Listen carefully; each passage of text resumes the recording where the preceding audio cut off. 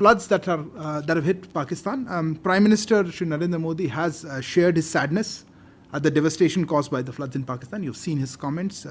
He has extended heartfelt condolences to the families of the victims, the injured, and all those affected by the natural calamity. So you've seen that.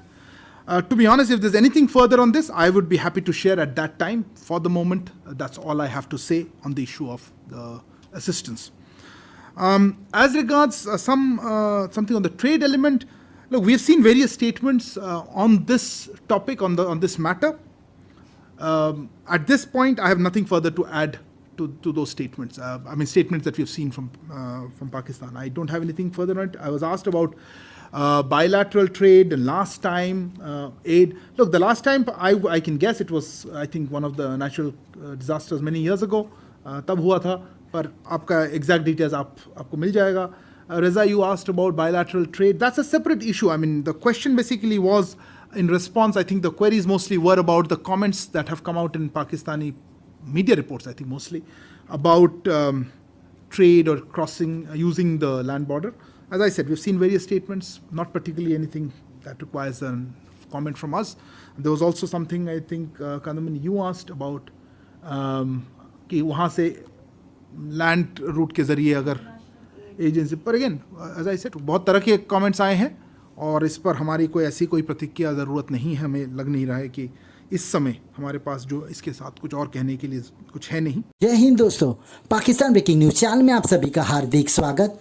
जैसे कि आप जानते हैं कि पूरे पाकिस्तान को बाढ़ ने तहस नहस कर दिया है, इसलिए पाकिस्तान को अंतर्राष्ट्रीय एजेंसियों ने एक सलाह दी कि वो जल्द से जल्द भारत के साथ अपना व्यापार शुरू कर दे. पर भारत ने अब उनके ऊपर रिप्लाई देते हुए ये कहा कि भारत को कोई इंटरेस्ट नहीं है पाकिस्तान के साथ अपना व्यापार शुरू करने के लिए, क्योंकि पाकिस्तान का भारत के साथ ट्रेड करने के ऊपर दोहरा मापदंड है. क्योंकि आज एक मिनिस्टर एक बात कहता है तो कल कोई दूसरा मिनिस्टर कोई और बात, और पाकिस्तान है कि अपने बातों के ऊपर अड़ा नहीं है, क्योंकि उनके अंदर ही मतभेद है कि भारत के साथ ट्रेड शुरू करना है कि नहीं. इसलिए भारत ने यह निर्णय लिया कि वो पाकिस्तान के साथ ट्रेड शुरू नहीं कर सकते. जहां पर पाकिस्तान में आज इतने बुरे हालात है कि वहां पर लोगों को खाने के लिए कुछ भी नहीं मिल रहा, क्योंकि बाढ़ के कारण सारे के सारे फसल और उनके सभी सब्जियां और फल बाढ़ में बह गए. वहां पर लोगों को खाने के लाले पड़ रहे हैं. क्या पाकिस्तान के आने वाले कल इतने बुरे होने वाले हैं, क्योंकि पाकिस्तान के पास कोई ऑप्शन बचा ही नहीं, जबकि वो भारत के साथ ट्रेड करना चाहते थे. पर अभी भारत के बयान के बाद उनके पास कोई चॉइस नहीं रहा, जहां पर उनको अब समझ में नहीं आ रहा है कि क्या करें और कैसे करें. ऐसे ही वीडियो को अंतिम तक देखते रहिए, लाइक कीजिए, शेयर कीजिए और सब्सक्राइब कीजिए हमारे चैनल को, और बेल आइकन दबाना बिल्कुल भी ना भूलें. और आपकी जो भी राय हो वो कमेंट बॉक्स में ज़रूर दें. धन्यवाद. यानी कि भारत की वजारत बराए उमूर खारजा के तर्जुमान अरिंदाम बागची ने अपनी हफ्तावार ब्रीफिंग में पाकिस्तान के वज़ीर-ए-आज़म शहबाज शरीफ और हमारे वज़ीर ख़जाना साहब मिफ्ता इस्माइल को बाकायदा बेइज्जत किया है. सफ़ारती ज़बान में आप ये कह सकते हैं कि उनको स्नब किया गया है, उनको झिड़की दी गई है, लेकिन खुले लफ्ज़ों में कहें तो उनको बाकायदा धुतकारा गया. और सिर्फ इन दो लोगों को नहीं, बल्कि पाकिस्तान को, पाकिस्तानियों को, पूरी मौजूदा हुकूमत को धुतकारा गया है. साइड बाय साइड एक ब्रीफिंग हुई. राष्ट्रपति भवन दिल्ली में मौजूद है, जो उनका ऐवान सदर है, उसके साथ एक बिल्डिंग है साउथ हॉल उसे कहते हैं. वहाँ पर एक बैकग्राउंड ब्रीफिंग दी गई इंडिया के सीनियर रिपोर्टर्स को, और इन दोनों मामलात की जो रिपोर्टिंग हुई है बाहर आके, उसमें पाकिस्तानियों के और मौजूदा हुकूमत के हवाले से जो तहकीर आमेज़ लहजा इख्तियार किया गया, जिस तकब्बुर के साथ इसमें गुफ्तगू की गई है, और शर्मिंदा करने के लिए काफ़ी है. पता नहीं कोई शर्मिंदा होता है या नहीं. आपको मालूम है, मिसाल आपने सुनी होगी कि अगर बंदर के हाथ में माचिस आ जाए तो वो जंगल को आग लगा देता है. तो वो लोग जो बैठे हुए थे कि हम बहुत तजुर्बाकार हैं, हम आएंगे, मुल्की मामलात को संभाल लेंगे, हुकूमत में वो आ गए. दर्जन भर जमातें हैं तकरीबन जिन्होंने हुकूमत बनाई, लेकिन अभी तक ये डिटर्मिन नहीं किया जा सका कि वज़ीर ख़ारजा कौन है, ख़ारजा पॉलिसी किसने चलानी है. इंडिया जैसे अहम मुल्क जिसके साथ हमारे मामलात और ताल्लुकात इंतहाई हसास नौइयत के हैं, उसके हवाले से जो कलाबाजियां लगाई गई हैं उसका नतीजा हमारे सामने है. मामला शुरू कहां से होता है, और इसमें towards the end of the video मैं आपको बताऊंगा कि 4 बड़ी कलाबाजियां जो खारजा पॉलिसी में लगाई गई हैं अब तक, जिस पे यू टर्न हुआ है और पूरी दुनिया में एक जग हसाई भी है और एक नॉन सीरियसनेस, एक इंतहाई अहम सब्जेक्ट पर गैर संजीदगी नजर आती है, वो आखिर में बात कर लेंगे।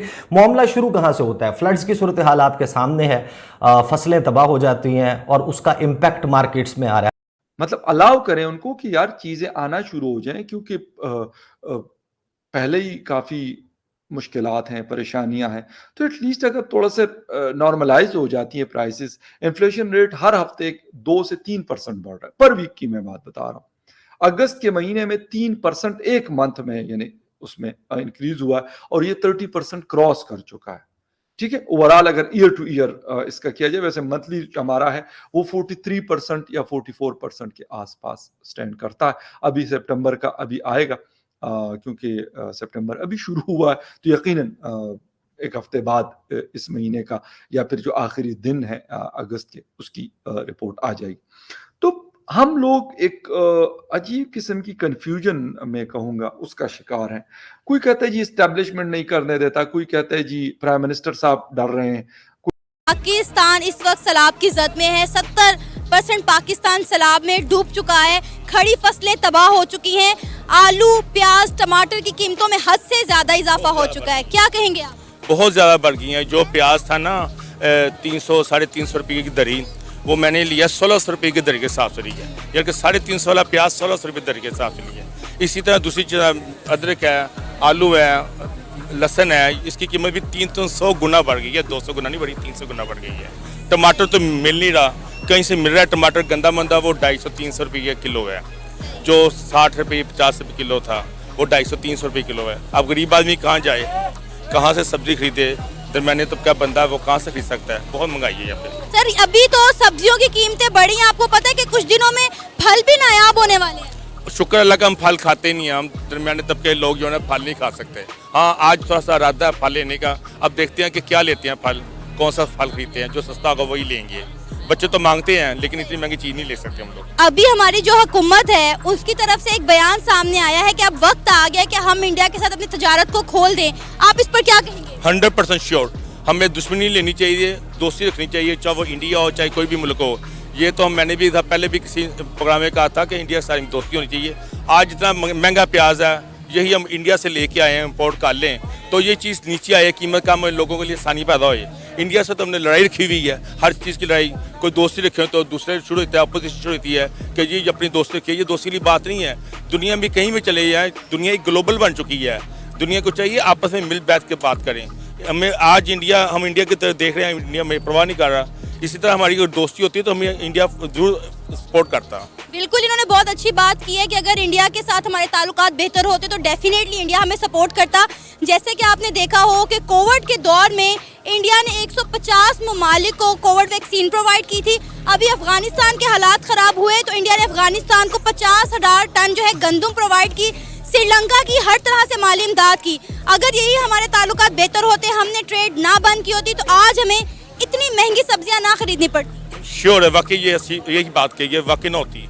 आप इंडिया से अभी भी चाहे तो इंडिया से हम अपनी तजारत कर सकते हैं, हालात हमारे बेहतर हो सकते हैं। लेकिन पाकिस्तान एक हट दर्मी पे बैठा हुआ, सीधा हमारा मुल्क है, हट दर्मी पे बैठा हुआ है। हट दर्मी छोड़नी चाहिए और इंडिया के साथ तजारत करनी चाहिए। सर कहते हैं कि दुश्मनी पालनी हो तो कभी भी हमसाये से दुश्मनी ना पालें, क्योंकि मुश्किल वक्त में सबसे पहले हमसाया ही काम आता है। बिल्कुल ठीक है जी, कभी दुश्मनी किसी के साथ भी नहीं रखनी चाहिए। दुश्मनी खासतौर पर जो हमसाया मुल्क उनके साथ बिल्कुल दुश्मनी रखनी चाहिए, बल्कि अच्छे तरीके से दोस्ती बनाएं ताकि हम ट्रेड अच्छी से बना सकें।